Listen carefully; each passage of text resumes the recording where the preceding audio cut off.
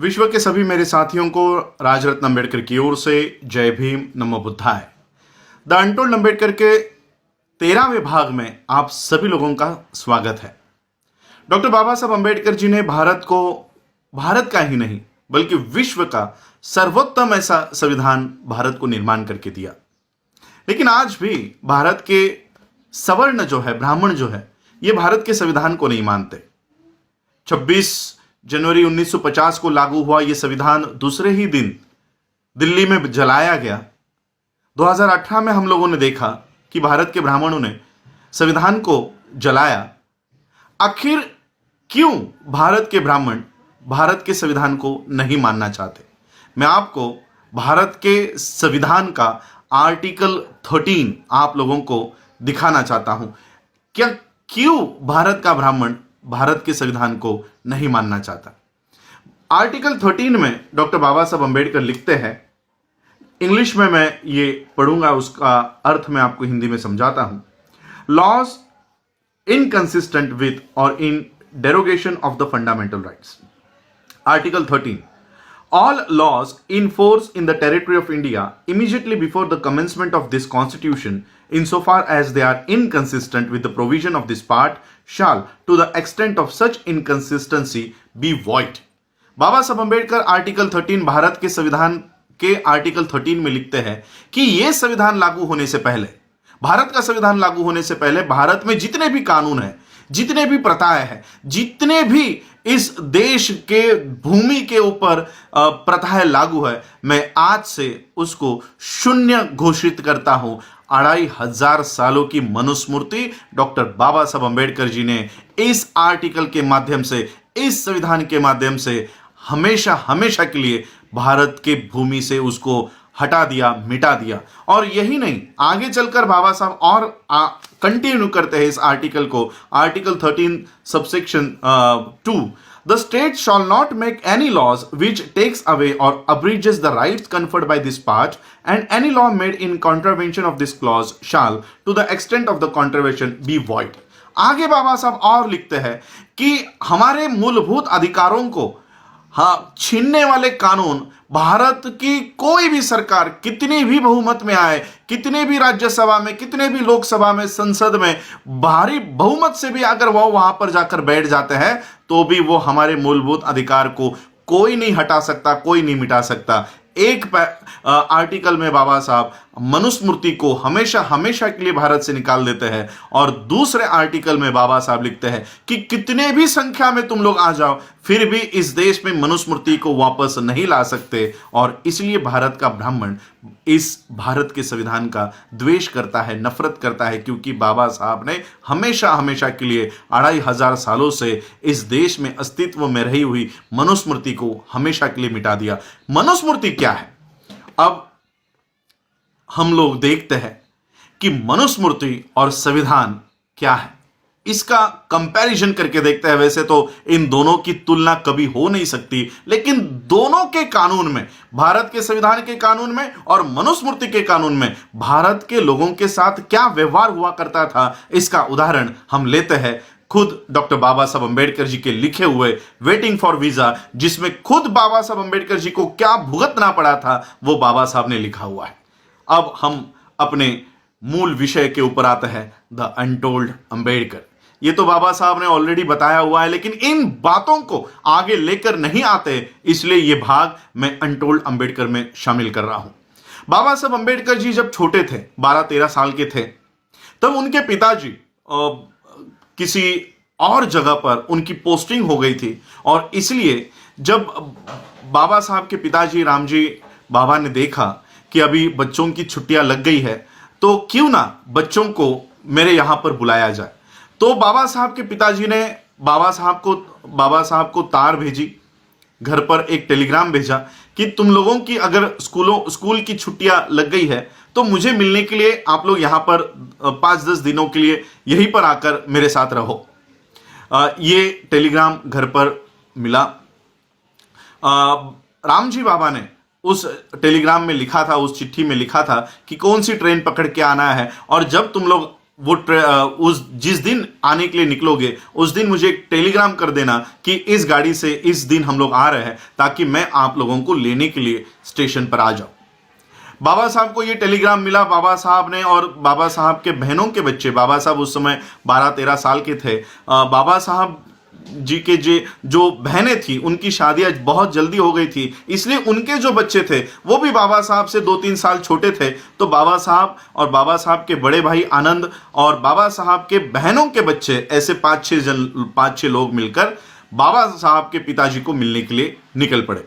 बाबा साहब ने टेलीग्राम कर दिया कि हम इस ट्रेन से उतरने वाले हैं, इस ट्रेन से आने वाले हैं, आप हमको लेने के लिए इस दिन पहुंच जाओ। अब ये टेलीग्राम ही बाबा साहब के पिताजी को मिला नहीं, तो बाबा साहब के पिताजी को पता ही नहीं था कि मेरे बच्चे कौन से ट्रेन से आने वाले हैं और कौन से दिन आने वाले हैं। अब बाबा साहब ट्रेन पकड़ के प्लेटफॉर्म पर आकर उतर गए, सारे बच्चों के साथ उतर गए। सभी ट्रेन में से उतरी हुई भीड़ अपने अपने दिशा में चली गई। बच्चे वैसे ही प्लेटफॉर्म पर अपने पिताजी की राह देख रहे हैं। सभी लोग जाने के बाद स्टेशन मास्टर ने देखा ये बच्चे तो अच्छे घर के लग रहे हैं, अच्छे कपड़े पहने हुए हैं। वो स्टेशन मास्टर इन बच्चों के पास आया और बच्चों को पूछा कि कहाँ जाना है, किनके बच्चे हो। तो बाबा साहब ने बताया, वो टेलीग्राम बताया कि हम मेजर सूबेदार रामजी अंबेडकर जी के बच्चे हैं और हमको हमारे पिताजी ने बुलाया है। वो हमको लेने के लिए आने वाले थे, शायद हमारा टेलीग्राम उनको मिला नहीं है तो इसलिए वो हमको लेने के लिए नहीं पहुंच पाए। हमको इस पते के ऊपर जाना है, हमें यहां पर छोड़ दीजिए। तो स्टेशन मास्टर ने वहीं पर बगल में एक बैलगाड़ी खड़ी हुई थी, उस बैलगाड़ी वाले को बुलाया और कहा कि देखो ये अच्छे घर के बच्चे हैं, मेजर सूबेदार मेजर के बच्चे हैं, आप एक काम करो, इनको इस पते पर छोड़ कर आओ। तो वो बैलगाड़ी वाले ने सभी बच्चों को बैलगाड़ी में बिठाया। बैलगाड़ी बाबा साहब अंबेडकर जी के पिताजी के उस लोकेशन की तरफ चलने लग गई और थोड़ी देर में बैलगाड़ी वाले ने बाबा साहब से और बच्चों से बात करना शुरू कर दिया। और बातों बातों में बैलगाड़ी वाले ने बाबा साहब कौन से जाति के हैं, कौन से वर्ण के हैं, ये सारी हकीकत उस बैलगाड़ी वाले ने प्राप्त कर ली। बैलगाड़ी वाले को जैसे ही पता चला कि बाबा साहब एक अछूत है, अछूत के बच्चे हैं, वैसे ही उसने बैलगाड़ी रोकी और बैलगाड़ी रोककर सभी बच्चों को नीचे उतारा। बाबा साहब ने कहा कि हमको हमारे पिता के यहां छोड़ो। बैलगाड़ी वाले ने कहा कि तुमने मुझसे झूठ कहा और मेरे बैलगाड़ी में बैठे हो। मेरी बैलगाड़ी तुम लोगों ने अपवित्र कर दी है, तुम शूद्रों के बच्चे हो, अछूतों के बच्चे हो, मेरे बैलगाड़ी में बैठना ये तुम्हारा अधिकार नहीं है। बाबा साहब सभी बच्चे बैलगाड़ी से नीचे उतरे। बाबा साहब के पास कुछ पैसे थे। बाबा साहब ने कहा ये ज्यादा पैसे ले लो लेकिन हमको छोड़ दो। अब ज्यादा पैसों के लालच में बैलगाड़ी वाले ने कहा ठीक है, लेकिन तुम लोग अछूतों के बच्चे हो इसलिए मेरे बैलगाड़ी में नहीं बैठ सकते। तुम मेरे बैलगाड़ी के पीछे पीछे चलते चलते आओ और जब तुम थक जाओ तब मुझे बता देना, तुमको मैं बैलगाड़ी में बिठा दूंगा और मैं बैलगाड़ी से नीचे उतर के ये बैलगाड़ी आगे लेकर जाऊंगा। तुम अछूतों के बच्चे हो इसलिए मैं तुम्हारे बगल में नहीं बैठ सकता। तो जिस तरह से तय हुआ, सभी बच्चे बैलगाड़ी के पीछे पीछे पीछे पीछे चल रहे थे। 3-4 किलोमीटर बीतने के बाद बाबा साहब को प्यास लग गई। बाबा साहब ने बैलगाड़ी वाले से कहा कि आपके पास जो पानी है वो मुझे थोड़ा दीजिए, मुझे बहुत प्यास लगी है। बैलगाड़ी वाले ने कहा तुम लोग अछूतों के बच्चे हो, मैं तुम लोगों को अपना पानी नहीं पिला सकता, लेकिन आगे कोई अगर तालाब आता है, कोई नदी आती है तो मैं वो गाड़ी रुकाकर तुम लोग पानी पीकर आ जाओ। बहुत देर हो चुकने के बाद कोई तालाब, कोई नदी नहीं आ रही थी। उस बैलगाड़ी वाले ने देखा कि आगे कुछ पानी दिखाई दे रहा है। बैलगाड़ी वाले ने बैलगाड़ी रोकी और बाबा साहब से कहा कि देखो वहां पर कुछ पानी है। बाबा साहब और सभी बच्चे उस पानी की ओर गए। नजदीक जाकर देखा तो वो कीचड़ में थोड़ा बहुत पानी दिखाई दे रहा था।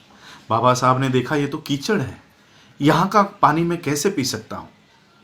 लेकिन बहुत प्यास लगने के बावजूद, बहुत प्यास लगी थी, इसलिए बाबा साहब अंबेडकर जी ने वो मट्टी मट्टी हटाई और वहां का पानी बाबा साहब ने पिया। ये पानी पीने के बाद बाबा साहब अंबेडकर जी को अपने पिता के पास पहुंचाया गया और पिता ने देखा कि मेरे बच्चों की क्या हालत हुई है।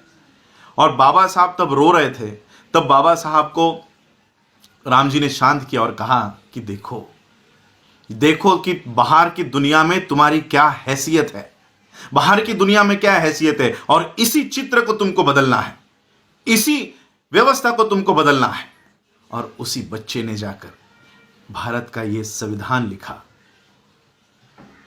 मनुस्मृति के कानून में बाबा साहब को कीचड़ का पानी पीने के लिए मजबूर कर दिया गया था। 2500 सालों की मनुस्मृति को बाबा साहब अंबेडकर जी ने एक ही आर्टिकल में इस देश से हटा दिया और ऐसी व्यवस्था लेकर आए। 2500 सालों की मनुस्मृति और 70 सालों का यह संविधान, इन 70 सालों में इतना बदलाव आ गया कि जिन बाबा साहब अंबेडकर जी को कीचड़ का पानी पीने के लिए मजबूर कर दिया गया था, इस संविधान के वजह से आज हम लोग फिल्टर और मिनरल का वाटर पीते हैं, बिस्लरी का पानी पीते हैं, 50 रुपए लीटर का पानी लाकर हम लोग अपने घरों में पीते हैं। ये बाबा साहब अंबेडकर जी के इस संविधान की वजह से, 70 साल के इस संविधान की वजह से आज हमारी जो परिस्थिति है वो इतनी बदल गई। 2500 सालों का मनुस्मृति हमको पानी पीने के लिए रोकता था, बाबा साहब का ये संविधान हमको बिस्लरी का पानी पीने की इजाज़त देता है। यह है बाबा साहब का संविधान, और इसलिए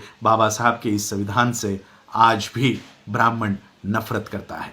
आप लोगों ने मुझे सुना, उसके लिए आभार, धन्यवाद। जय भीम, जय भारत, जय बुद्ध, जय संविधान।